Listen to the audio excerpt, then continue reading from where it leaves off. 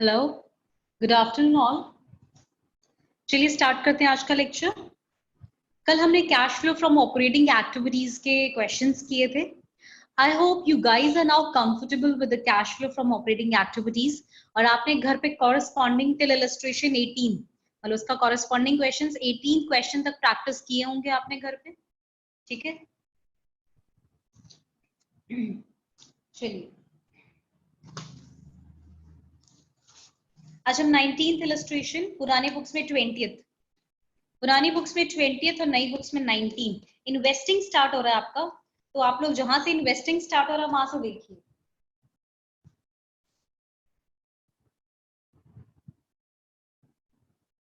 Cash flow statement. Now we are calculating investing activities. ठीक है, investing का simple सा क्या फंडा है, पैसा जाए तो आउटफ्लो, पैसा आए तो इनफ्लो। इन्वेस्टिंग एक्टिविटी से रिलेटेड कोई भी आपने इनकम की तो वो इनफ्लो इन्वेस्टिंग में ही ऐड करेंगे, और कोई भी पैसा आपने इन्वेस्टिंग करने से रिलेटेड कोई खर्चा किया तो उसे वहीं पे ही माइनस करेंगे। ठीक है, make sense? It's very easy but the concept is difficult. Investing का एक मशीनरी का पॉइंट एग्जाम में काफी सालों से कंसिस्टेंट बेसिस पे आता जा रहा है। ठीक है, मतलब हर सेट में जरूरी नहीं है लेकिन एक ना एक सेट में जरूर आता ही है। तो आप इन्वेस्टिंग का जो पॉइंट्स मैं आज करवाने वाली हूँ, आप बहुत अच्छे से उसको समझेंगे और करेंगे। ठीक है,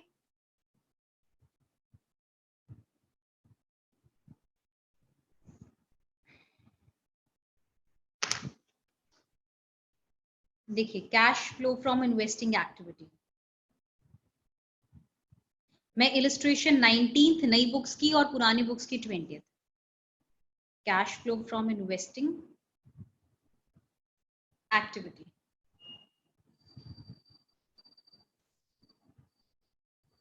देखिए क्वेश्चन में रीड कर लेते हो ताकि आप आइडेंटिफाई कर पाए क्वेश्चन कौन सा है। From the following particulars calculate cash flow from investing activities.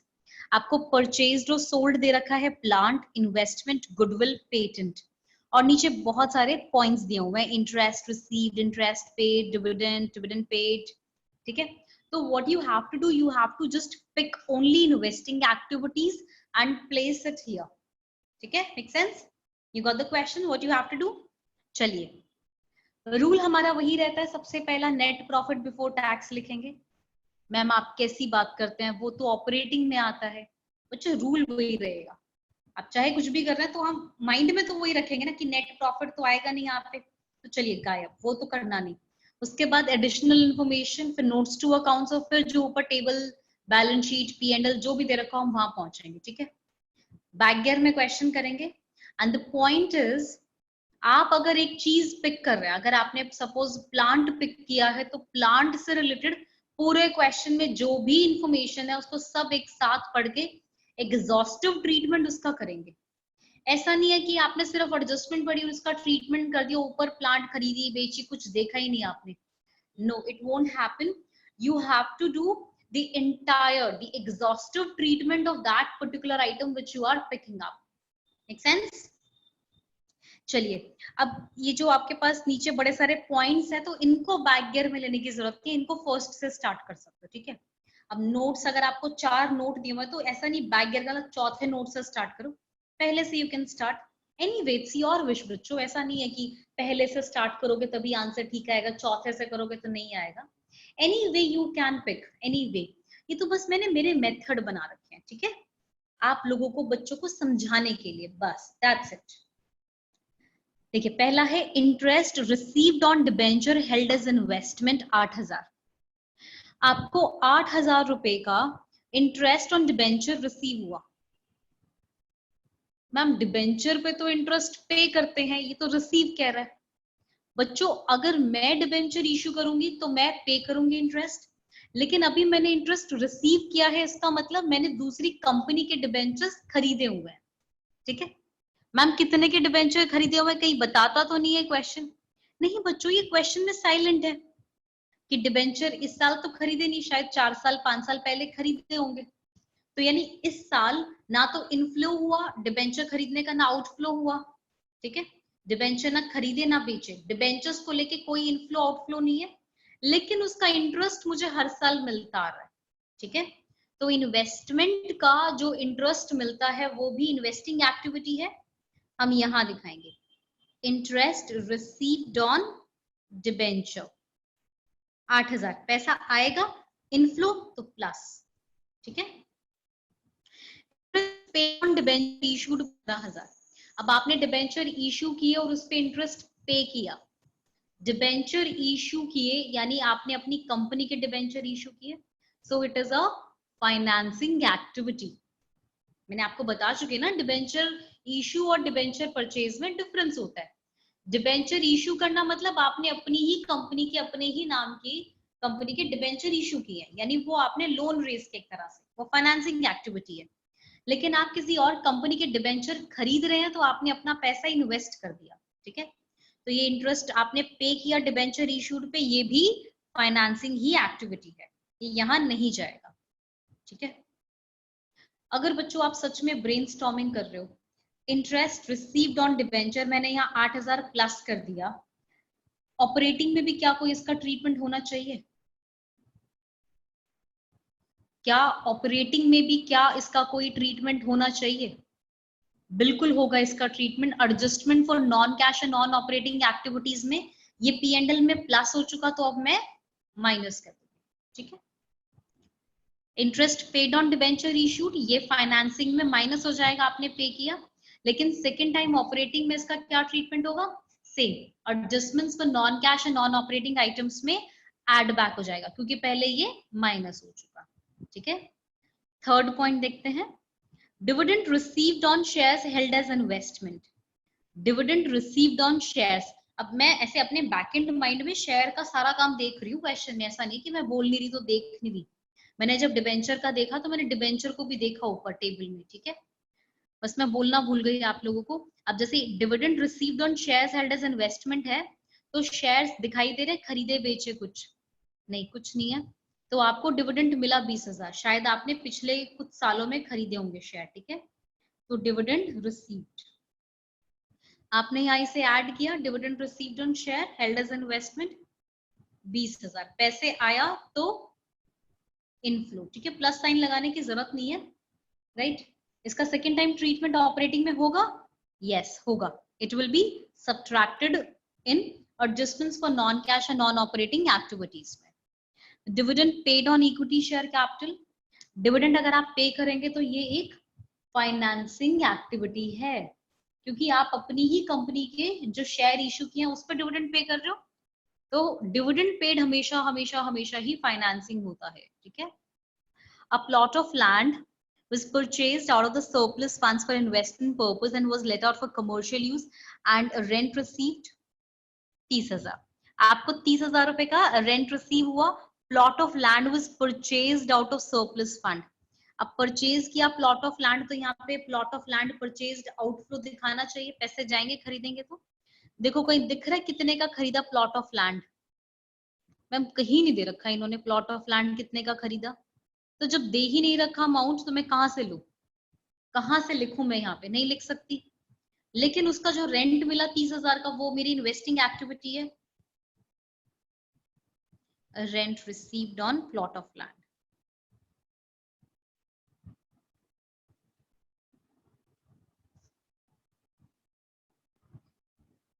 30,000 रुपए प्लस हो गए, ठीक है। हो गया नीचे का सारा काम। अब ऊपर टेबल को देखते हैं, प्लांट 620 का परचेज है, 2 लाख का सेल है, तो पहले परचेज ऑफ प्लांट कर लेते हैं। परचेज ऑफ प्लांट 620, परचेजेस करेंगे प्लांट, तो परचेजेस यानी प्लांट हमारे ऑफिस में आएगा और पैसा चला जाएगा, तो पैसा जाएगा तो outflow, sale of plant. Plant अगर आप बेचेंगे तो 2 लाख रुपए आएंगे, प्लांट चला जाएगा, 2 लाख रुपए आएंगे तो 2 लाख का इनफ्लो। इनफ्लो के केस में सिंपल लिख दीजिए, आउटफ्लो के केस में ब्रैकेट में लिख दीजिए। इन्वेस्टमेंट 240 की करीब, मतलब परचेज किया आपने, इन्वेस्टमेंट परचेज्ड, इन्वेस्टमेंट परचेज्ड कितना, 2,40,000, 80,000 का सेल किया, cell of investments.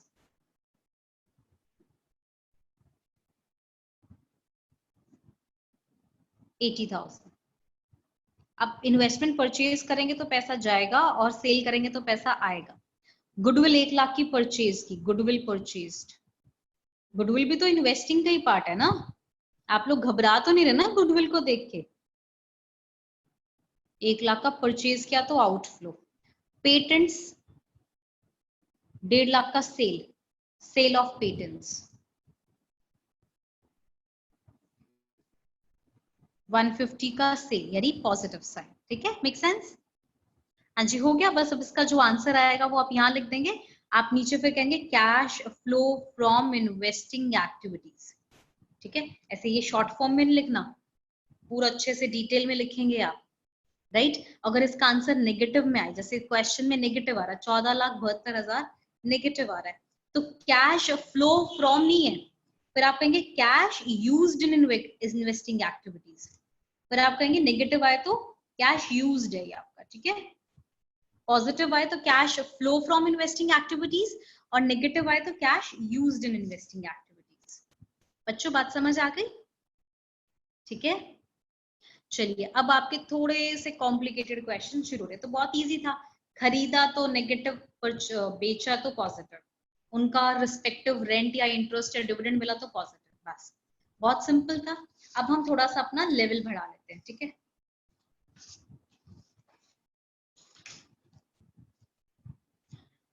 20th as per new book and 21 as per old book। 21 question as per old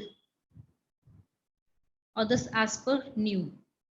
ठीक है, ओल्ड बस मैं लास्ट ही वर्जन कंसिडर कर रही हूँ बच्चों, मैं ऐसे 3-3 4-4 किताबें मिक्स मैच करके नहीं देख रही हूँ। ठीक है, आप लोग max to max last year का वर्जन रेफर कर सकते हो, not more than before that. ठीक है, नॉट बिफोर दैट। क्या कहता है? कहता है प्लांट एंड मशीनरी की रिटर्न डाउन वैल्यू ओपनिंग और क्लोजिंग दे रखी है आपको 7,20,000 और 8,60,000। 7,20,000 और 8,60,000। ठीक है, नीचे दो इंफॉर्मेशन दे रखी है, depreciation charge during the year 85,000, plant and machinery having a written down value of 110 was sold for 125। वो बच्चे जिन्होंने डेप्रीसिएशन का चैप्टर 11th में छोड़ दिया, उन्हें आज वो दुख फील होगा बच्चों। इसीलिए हर चैप्टर 11th में करना बहुत जरूरी होता है, लेकिन आप लोग कुछ चीजों को कंसिडर करते नहीं हो। ठीक है, आज मैं डेप्रीसिएशन, अब मैं दोबारा तो समझाऊंगी नहीं। डेप्रीसिएशन में प्लांट एंड मशीनरी का बैलेंस एसेट डेबिट होता है, तो डेबिट साइड आप बैलेंस बीडी लिखेंगे, और डेप्रीसिएशन किस साइड आता है। तो अगर आपने 11th का डेप्रीसिएशन एक अच्छे लेवल का तो नहीं कह रही हूँ, नॉर्मल एवरेज लेवल का भी किया हुआ है, तो आप ये समझ सकते हो क्वेश्चन। आपने फ्लैट छोड़ दिया चैप्टर तो आपको ये समझ ही नहीं आएगा फिर, या तो आप इसके रट्टे लगाएंगे अब। ठीक है, वो आप देख लीजिए। 11th तो अब मैं करवाने से रही आपको, डेप्री कराऊं तो 15 दिन डेप्री कराने में लगे, फिर कैश फ्लो कब करेंगे? ठीक है,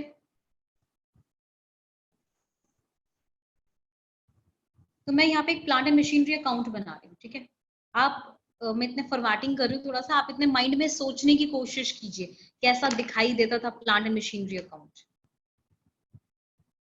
क्या काम किया करते आप उस प्लांट एंड मशीनरी अकाउंट में। बेचने के समय 3 entries, depreciation, balance, CD VD, याद आ रहा है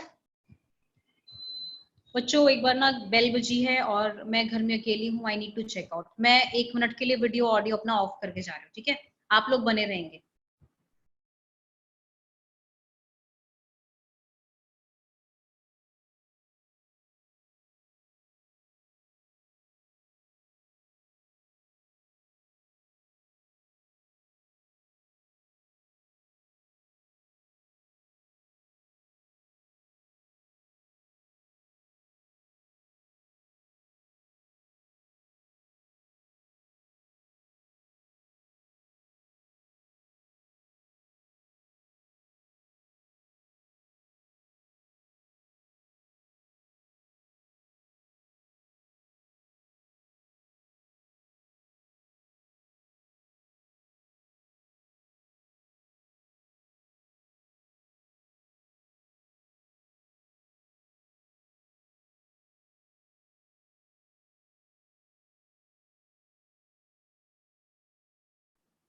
हाँ जी बच्चों, याद कर लिया आपने प्लांट एंड मशीनरी अकाउंट। चलिए देखते हैं क्या आपको ना, दो इंफॉर्मेशन और एक सीडीबीडी दिया होगा, ठीक है, टू बैलेंस बीडी।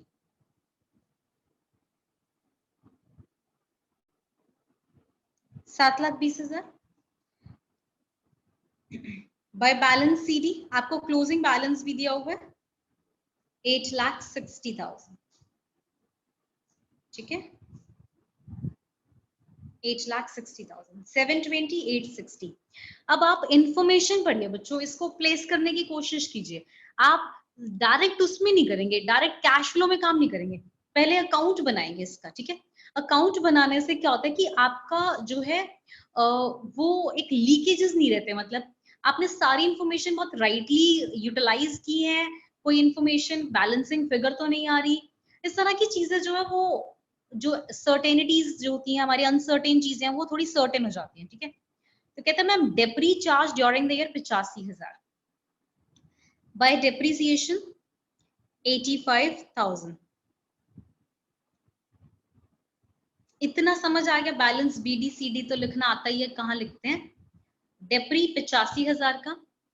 फिर कहता है जो एक मशीनरी जिसकी वैल्यू 1,10,000 थी, आपने 1,25 में बेची, यानी 1,10 वाला सामान 1,25 में बेचा, तो आपको 15,000 का प्रॉफिट ऑन सेल हो गया, ठीक है।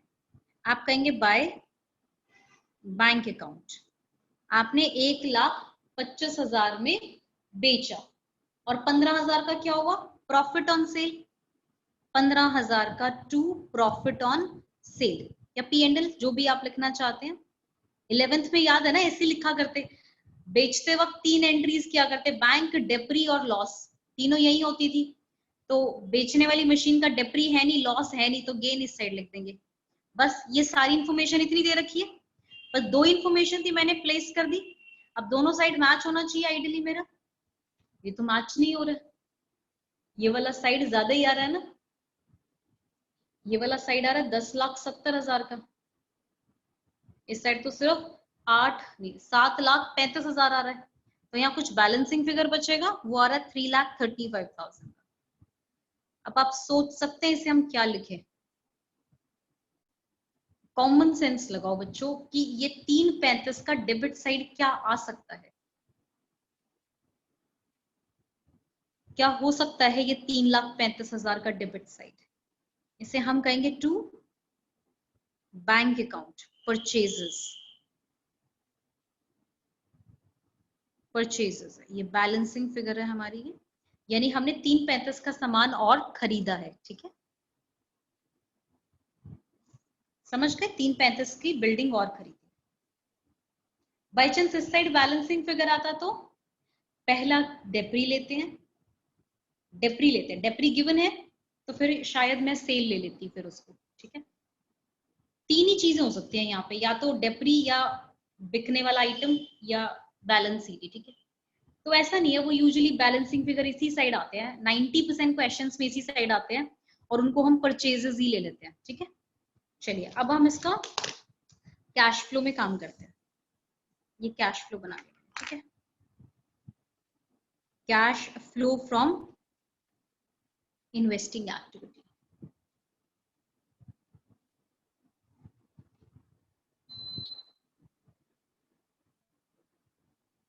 ठीक है।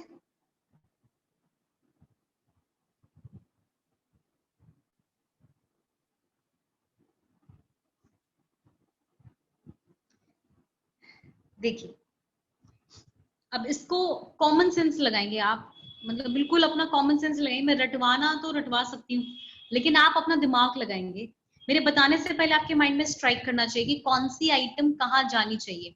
You will think not only about investing, you will think about operating and about financing as well, if any, ठीक है। बैलेंस BD/CD कहीं नहीं जाते हैं, कैश फ्लो में profit on sale 15,000, profit on sale of plant and machinery 15,000, कहाँ जाना चाहिए, ऑपरेटिंग में, adjustment for non cash and non operating में माइनस होगा, ठीक है। तो I can say it will B subtracted in operating, operating में माइनस, ठीक है। Purchases of plant and machinery 335, purchases of plant and machinery 335, investing में माइनस क्योंकि परचेज किया। डेप्रीसिएशन,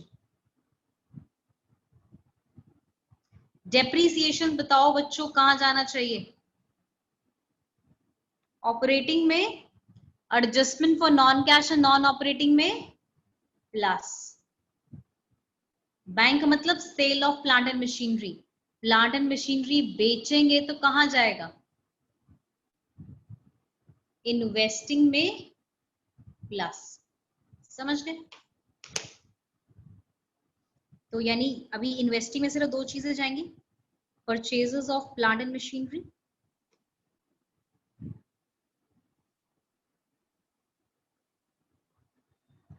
पेमेंट किया है, sale of plant and machinery 125, that's it, बस हो गया काम, ठीक है। ये डेप्री और प्रॉफिट ऑन सेल ये दोनों आपके ऑपरेटिंग में ही चले जाएंगे, adjustment for non cash and non operating items का पार्ट, ठीक है।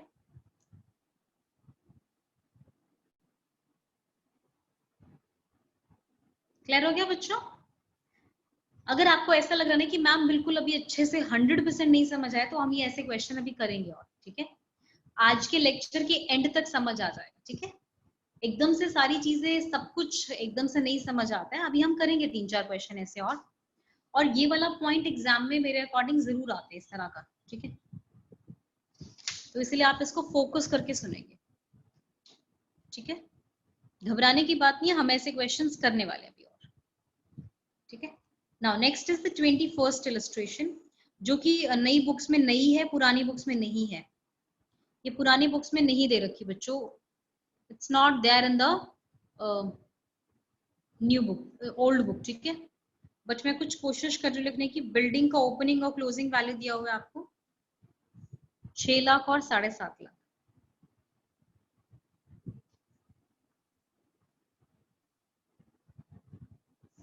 फिर नीचे कहता है जी डेप्री बिल्डिंग का है 50,000 का।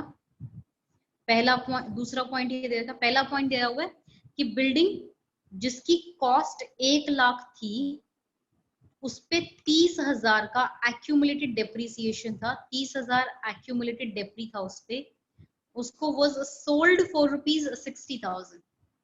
बस इतना ही क्वेश्चन है। कहता बताइए इन्वेस्टिंग में क्या क्या काम होगा इसका।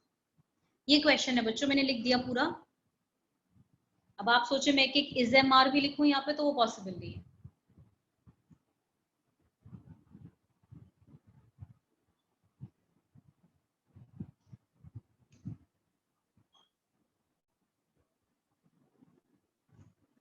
बिल्डिंग का ओपनिंग है 6 लाख, क्लोजिंग है 7.5 लाख। डेप्री है 50,000 का, करंट ईयर का डेप्री। ये है 50,000 का पूरे साल का डेप्री, ये मतलब इस बार का है, ठीक है। जो एक मशीनरी थी 1 लाख की, बिल्डिंग थी 1 लाख की, जिसपे आज तक का डेप्री 30,000 था, उससे आपने 60,000 में बेच दिया। 1 लाख का सामान था, मतलब बिल्डिंग था 1 लाख का, जिसपे आज तक आपने 30,000 का एक्यूमुलेटेड डेप्री किया हुआ है,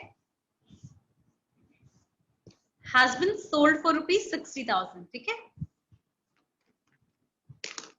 तो how would I do? I would prepare a building account.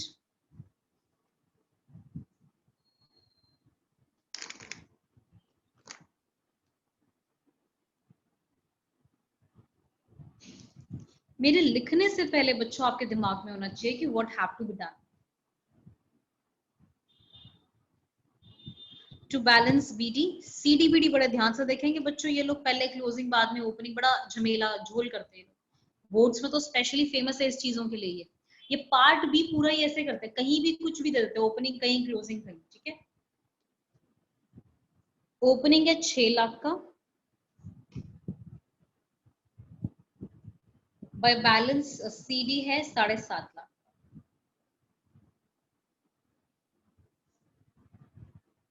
ठीक है। डेप्रीसिएशन इस बार हमने चार्ज किया 50,000 का बाय डेप्रीसिएशन, ये करंट ईयर वाला डेप्रीसिएशन है, ठीक है, 50,000। ठीक है, दो तरह का डेप्रीसिएशन दिए हुए ना, ये 30,000 का डेप्री तो सिर्फ इस 1 लाख वाली मशीन पे है और किसी पे नहीं है। ये जो 50,000 डेप्री है ये हमारी पूरी मशीनरीज पे, मतलब जो हम हर साल नहीं लगाते 31 मार्च को डेप्री, करंट ईयर का डेप्री जो होता है, ये वो वाला 50,000 का डेप्री है। तो अक्सर बच्चे कंफ्यूज हो जाते हैं, मैम ये 50 है कि 30 है, कौन सा लिखना है करंट ईयर डेप्री में। बच्चों वर्डिंग थोड़ा कॉमन सेंस भी लगाना होता है, ऐसे नहीं सब कुछ रटा रटाया, कॉमन सेंस लगा। ये लिखा हुआ है वर्डिंग में कि building costing 1 lakh on which accumulated depre of 30,000, जो एक्यूमुलेटेड डेप्री है इस 1 लाख पे 30,000 है, ठीक है, उसको हमने 60 का बेचा। कुछ माइंड में आ रहा है कहां पे क्या लिखना है? 1 लाख की बिल्डिंग है, आज तक 30 का डेप्री उस पे आप लगा चुके हैं पिछले कई सालों में, तो उसका WDV क्या बचा? 1 लाख की कॉस्ट है और उस पे देखिए कॉस्ट है 1 लाख का, ठीक है, उस पे आज तक आपका एक्यूमुलेटेड डेप्री यानी कई सालों का डेप्री जोड़ दिया जाए इस लाख वाली मशीन, तो 30,000 का डेप्री आप लगा चुके, तो 70 का वैल्यू WDV बचा होगा। 70 वाला सामान आपने कितने में बेचा? 70 वाला सामान आपने 60 में बेचा है जी, तो क्या हुआ? 10,000 का लॉस ऑन सेल, 10,000 का लॉस हुआ।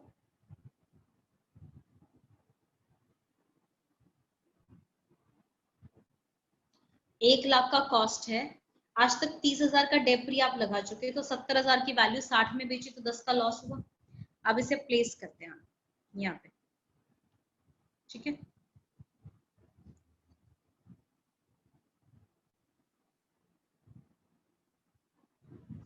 सोच पा रहे हो यहाँ पे क्या जाएगा? मैं क्यों इतना स्लो करवा रही हूँ, मैं ताकि आपको सोचने का टाइम दे रही हूँ कि कैसे प्लेस करेंगे। क्या 60 का बेचा बाय बैंक, 60 का सेल किया, 10,000 का लॉस बाय लॉस, ठीक है। मैम 30 यहाँ लिख दें डेप्री, बच्चों 30 नहीं लिखेंगे, ये 30 हम यहाँ पे नहीं लिखेंगे, क्यों? ये WDV पे बन रहा है ना, बिल्डिंग अकाउंट WDV मेथड पे, यानी इस 1 लाख में से 70,000 ऑलरेडी जुड़ा हुआ है, 6 लाख में से, सॉरी, इस 6 लाख में 70,000 जुड़ा हुआ है, 1 लाख नहीं जुड़ा हुआ। यानी जो बैलेंस BD है ये डेप्रीसिएशन घटा घटा के जो बचता है उसके बाद वाला है। जैसे इस साल का 50,000 का डेप्री घटाने के बाद जो वैल्यू बची है वो दिखाई दे रही है ना यहाँ पे 7.5 लाख, तो अगले साल 7.5 लाख का मतलब क्या? इस 7.5 लाख में से आप डेप्रीसिएशन घटा चुके हो, तो इसी तरह से 6 लाख WDV वैल्यू आपकी, यानी आप हर साल का डेप्रीसिएशन घटाने के बाद जो वैल्यू आती है ये वो वाली वैल्यू है। तो यानी इसमें 30,000 का डेप्री घट के 70, यानी ये 70 का लेवल है, यानी इसमें एक 70 की मशीन भी जुड़ी हुई है और एक 5,30,000 वाली, तो 70 वाली 60 की बेची और 10 का डेप्री, ये 70-70 हो गया बराबर। मैं कहती थी ना दोनों साइड मैच होना चाहिए, 70-70 हो रहा है मैच, ठीक है। बच्चों फिर से मैं कहूंगी यहाँ पे आपके डेप्री के कॉन्सेप्ट काम आएंगे। अगर आपने डेप्री नहीं किया हुआ 11th में या आपका बेहद खराब था तो आपको शायद बहुत ज्यादा मेहनत करने की जरूरत है इस लेवल पे, तभी 11th करवाई जाती है बच्चों अच्छे से। मैंने 11th में इस डेप्री चैप्टर पे 15 दिन तो बेसिक और ना जाने 4 बार इस चैप्टर की रिविजन। मुझे याद आ रहा है हर तीसरे दिन आप कहते थे डेप्री नहीं आता मैम, डेप्री नहीं आता, तो मैं कितनी बार रिवाइज करवा चुकी हूँ डेप्रीसिएशन, सारे एडिशनल आपने किए थे, सारे प्रैक्टिकल किए थे। मैम हमने तो एक क्वेश्चन ही किया था। बच्चों बहुत अच्छी बात है, फिर मैं अब क्या हेल्प कर सकती हूँ आपको? मैं 11th के बेसिक्स तो मैं यहाँ पे नहीं करवा पाऊंगी ना, फिर भी मैं अपनी हिसाब से बहुत डिटेल में एक्सप्लेन कर रही हूँ आपको, बहुत डिटेल में। इतना डिटेल में जरूरत नहीं है 12th स्टैंडर्ड पे एक्सप्लेन करने की, but still I am explaining, ठीक है। तो यानी ये WDV वैल्यू है, इसमें 70,000 जुड़ा हुआ है, ठीक है, ये वाला 70। और 5,30,000 आपका दूसरी मशीन है।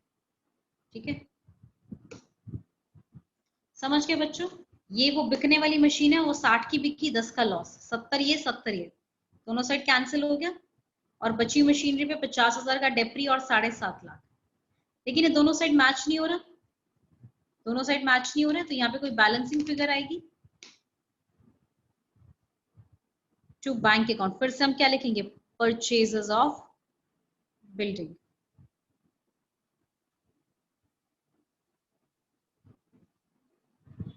$2,70,000।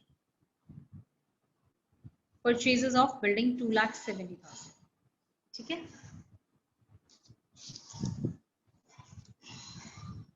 समझ गए बच्चों?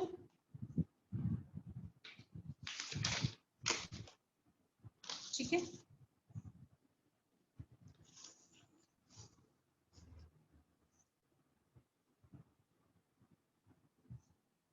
थोड़ा सा मैं रिपीट कर देती हूँ। Balance BD CD 6 lakh 7.5 lakh, 50,000 का डेप्री, मैंने 50,000 लिखा।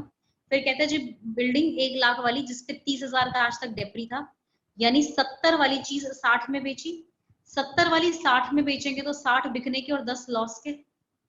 अब यहाँ बैलेंसिंग फिगर बचा बस वो परचेजेस में। इतना सिंपल क्वेश्चन है। ठीक है, समझ गए? अब इसको हम कैश फ्लो में दिखाते हैं, सीडी बीडी को कहीं नहीं दिखाते। ठीक है, ये मैंने ऑपरेटिंग सॉरी इन्वेस्टिंग एक्टिविटी बना लिया है। ठीक है, डेप्रीसिएशन कहाँ जाएगा? डेप्री ऑपरेटिंग में, adjustment for non cash and non operating activity में प्लस हो जाएगा। सेल ऑफ बिल्डिंग ये इन्वेस्टिंग का पार्ट है।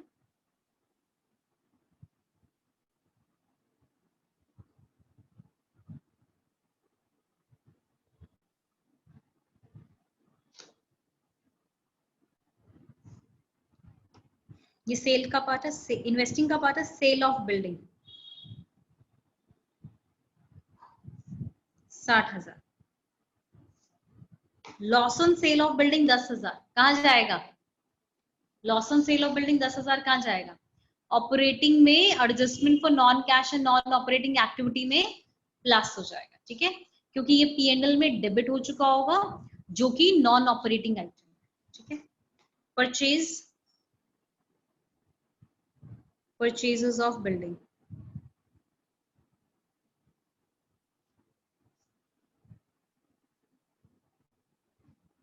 किसी बच्चे के ये भी माइंड में आ रहा है कि मैम ये जो लॉस है ये भी तो बिल्डिंग का ही है ना, तो ये है तो फाइनेंस, ये तो इन्वेस्टिंग ही पार्ट होना चाहिए, तो इन्वेस्टिंग में भी आना चाहिए लॉस। आ रहा है किसी बच्चे के माइंड में कि मैम ये डेप्री भी बिल्डिंग का ही पार्ट है, तो बिल्डिंग अगर यहाँ है तो बिल्डिंग से रिलेटेड सारा सामान यही आना चाहिए। तो बच्चों उसका आंसर ये है, बिल्डिंग का जो डेप्री है उसमें कोई पैसा गया आया नहीं है। यहाँ पे सिर्फ पैसा आया गया रिलेटेड टू बिल्डिंग सारा यही आएगा। पैसा आया गया रिलेटेड टू बिल्डिंग सारा यही आएगा। तो डेप्री में कोई पैसा आया गया तो नहीं है ना, इसीलिए यहाँ पे दिखा नहीं सकती मैं। लॉस ऑन सेल, इसमें कोई पैसा आया गया लॉस ऑन सेल में, सेल कम क्यों दिखा तो दी। अब लॉस अलग दिखाऊं, सेल हुआ अलग दिखाऊं, ऐसा थोड़े होता है। ठीक है, राइट, ऐसे थोड़े करेंगे हम।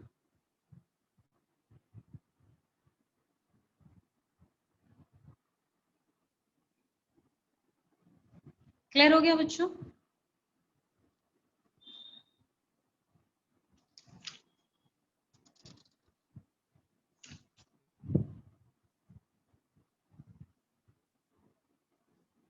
चलिए ठीक है, बस इतना ही आएगा, दैट्स इट। यानी ये इन्वेस्टिंग और ये दोनों ऑपरेटिंग, दैट्स इट। ठीक है, चलिए एक लास्ट क्वेश्चन की तरफ मूव करते हैं। आज के 22nd इलस्ट्रेशन देखिए बच्चों।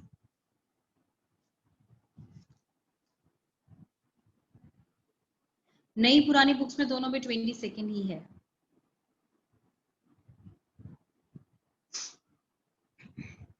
नई पुरानी दोनों बुक्स में 22nd ही है।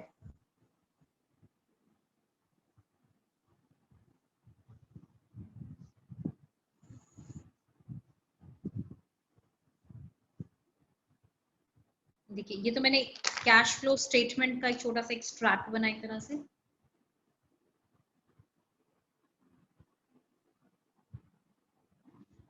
Cash flow from investing activity. कल भी बच्चों इन्वेस्टिंग पे ही फोकस रहेगा हमारा, आने वाले कुछ क्वेश्चन और इन्वेस्टिंग के ही हैं, ठीक है।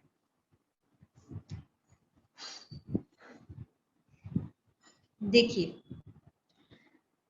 एडिशनल से स्टार्ट करें इंफॉर्मेशन। आपको एक ओपनिंग क्लोजिंग दिया हुआ है, ध्यान से देखेंगे, पहले क्लोजिंग दिया हुआ है फिर ओपनिंग दिया हुआ है, ठीक है। फिर एडिशनल इंफॉर्मेशन में कहता है 9% dividend was received from मीको limited and a machinery costing 50, depri provided there on 15 was sold for 40 and depri charge during the year was 55,000, ठीक है। चलिए सबसे पहला पॉइंट है मीको लिमिटेड से डिविडेंड 9% मिला, ठीक है। तो शेयर्स इन मीको लिमिटेड हैं हमारे, बिल्कुल है। 8 लाख से 18 लाख का परचेजेस हो गया, इन्वेस्टमेंट है, ठीक है। ध्यान से देखेंगे आप लोग, शुरुआत में 8 लाख थे, फिर 18 लाख हो गए मीको लिमिटेड के शेयर। 8 से 18 कैसे हुए? जरूर आपने खरीदे होंगे। तो अगर आपने किसी कंपनी के शेयर्स खरीदे तो कौन सी एक्टिविटी है? ऑपरेटिंग, इन्वेस्टिंग के फाइनेंसिंग? मैम ये तो फाइनेंस इन्वेस्टिंग हो गई। तो purchases of shares of मीको। Ma'am ये माइको लिमिटेड है बच्चों, कुछ भी कहो एक ही बात, ट्रीटमेंट वही होगा। तो ये नेगेटिव में, ठीक है। माइको लिमिटेड के 10 लाख के शेयर्स खरीदे, कहता जी 9% डिविडेंड दो इन शेयर्स पे। दो नहीं मतलब रिसीव करो, आपको रिसीव होगा ना, आपने कहीं इन्वेस्ट किया हुआ पैसा। तो डिविडेंड रिसीव कितना होगा? 8 लाख का 9%, 18 लाख का 9%, कि इनका गैप 10 लाख का 9%। मैंने कहा था बच्चों स्टैंडर्ड अजम्पशंस, खरीदना है तो साल के अंत में खरीदिए, बेचना है तो साल के शुरुआत में बेचिए। ये कैश फ्लो में स्टैंडर्ड अजम्पशंस चलती हैं आपकी, आप लिख लीजिए कहीं पे ये। Purchases will always be considered at the end and sale will always be considered at the beginning of the financial year. तो यानी आप ये मानेंगे परचेजेस आपने 31 मार्च को ही करा है, आखिरी दिन, तो पूरा साल कितने रहे शेयर्स आपके माइको लिमिटेड के? 8 लाख के। 8 लाख का 9% 72,000। आपको डिविडेंड कितना मिला? डिविडेंड रिसीव्ड 8 लाख का 9%, 72,000 का डिविडेंड मिला, ठीक है। देखो बच्चों ये writer to writer assumption vary करती है कि 8 लाख लेना कि 18 लाख लेना। यहाँ पे आप अपनी अजम्पशन प्लेस कर देंगे, नीचे लिख देंगे it has been assumed that,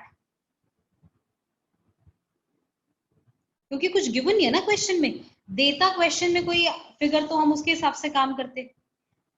assume that shares has been purchased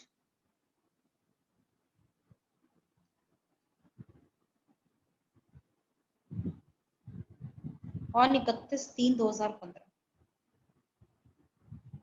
ठीक है। ये मेक सेंस? इसका सेकेंड टाइम ट्रीटमेंट का होगा डिविडेंड रिसीव्ड का, ऑपरेटिंग में adjustment for non cash and non operating में माइनस हो जाएगा, क्योंकि मिला है ना डिविडेंड तो ऊपर प्लस हो चुका होगा, अब माइनस कर देंगे, ठीक है। हो गया पहले पॉइंट का काम।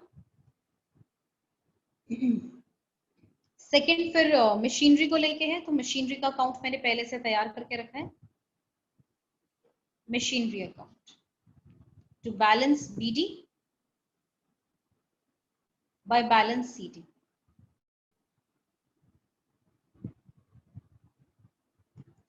ओपनिंग है 4 लाख, ध्यान से देखेंगे ओपनिंग क्लोजिंग, पहला फिगर ओपनिंग कभी नहीं होता, जरूरी नहीं है, ठीक है। डेट को ध्यान से देखेंगे, ओपनिंग क्लोजिंग 4 लाख और 6 लाख। अब मशीनरी कॉस्टिंग, अब एडिशनल इंफॉर्मेशन पे आइए। अब मशीनरी कॉस्टिंग 50,000, डेप्री देयर ऑन 15। 50 की मशीन है आपकी 50,000 की, आज तक उस पे एक्यूमुलेटेड डेप्री लगा 15,000, कितनी वैल्यू बची? 35,000 की। आपने इसे 40 में सेल किया, 35 वाला सामान 40 में बेचेंगे तो 5,000 का प्रॉफिट हो जाएगा आपका, हो गया ना 5,000 का प्रॉफिट। ठीक है, और कहता है जी depre charge during the year 55,000, current year depre है 55,000 का, बिल्कुल डिट्टो डिट्टो सेम क्वेश्चन है। 35 वाला सामान 40 में बेचा, 40 में बेचने की एंट्री करें बाय बैंक, 40 में बेचा, 5 का प्रॉफिट, तो प्रॉफिट ऑन सेल 5 का प्रॉफिट, 55,000 का डेप्रीसिएशन बाय डेप्रीसिएशन 55,000। ठीक है, लिख दिया सारे फिगर्स। अब बैलेंसिंग फिगर देख लेते हैं किस साइड आ रहा है, इसी साइड आ रहा है, तो to bank account, these are purchases 2,90,000। ठीक है, ये बैलेंसिंग फिगर तो निकालना आता है ना, इन सबको जोड़ के दोनों में से घटा दो। ठीक है, चलिए अब काम करें इन्वेस्टिंग में ऊपर, समझ गए ना, 40 में बेची, 5 का प्रॉफिट, इतने का डेप्री, और ये बैलेंसिंग फिगर। ठीक है, सीडीपीडी हम पोस्ट करते नहीं, प्रॉफिट ऑन सेल कहां जाएगा, ऑपरेटिंग में माइनस, डेप्री कहां जाएगा, ऑपरेटिंग में प्लस, बस ये सेल है, ये परचेजेस करें, ऊपर लिखे purchases of machine 2,90,000 purchases, sale of machinery 40,000। ठीक है, 40 का बेचा, 290 का खरीदा, राइट। चलिए हो गया प्लांट एंड मशीनरी का काम, दोनों एडिशनल इंफॉर्मेशन हो चुकी है। अब हम उस बॉक्स पे चलते हैं। ठीक है, बॉक्स में गई तो मैंने देखा इन्वेस्टमेंट हो चुका 12% लॉन्ग टर्म इन्वेस्टमेंट्स। अब ये इंपॉर्टेंट पॉइंट है, 12% लॉन्ग टर्म इन्वेस्टमेंट, पहले 5 लाख थे फिर 1.5 लाख हो गए, यानी आपने बेच दिए, 5 लाख से 1.5 लाख हो गए, तो कम हो गए मतलब बेच दिए। Sale of investments, sale of investments कितने के, 3.5 लाख, पैसे आ जाएंगे। ठीक है, आपने बेच दिया ना, तो अमाउंट रिसीव होगा आपके लिए, आउटफ्लो नहीं इनफ्लो होगा। अब इस इन्वेस्टमेंट के आगे 12% और लिखा होगा, यानी इन्वेस्टमेंट पे आपको 12% का इंटरेस्ट मिला, तो क्या लिखेंगे, इंटरेस्ट रिसीव्ड ऑन इन्वेस्टमेंट। अब क्वेश्चन ये राइज होता है, 12% 5 लाख का निकालू, 1.5 लाख का के 3.5 लाख का। याद करो बच्चों स्टैंडर्ड अजम्पशन, किसका ये 12% हम कैलकुलेट करें, 5 लाख, 1.5 लाख या 3.5 लाख। ठीक है, अब आपने सेल किया है तो यू विल अज्यूम कि आपने ये सेल साल के शुरुआत में ही कर दिया, आपने ये सेल साल के शुरुआत में ही कर दिया, तो आप 1.5 लाख का 12% निकालेंगे।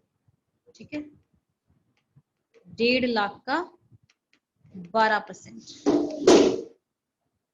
कितना बनेगा, कैलकुलेट कर लेती हूँ बेटा मैं एक बार बच्चों।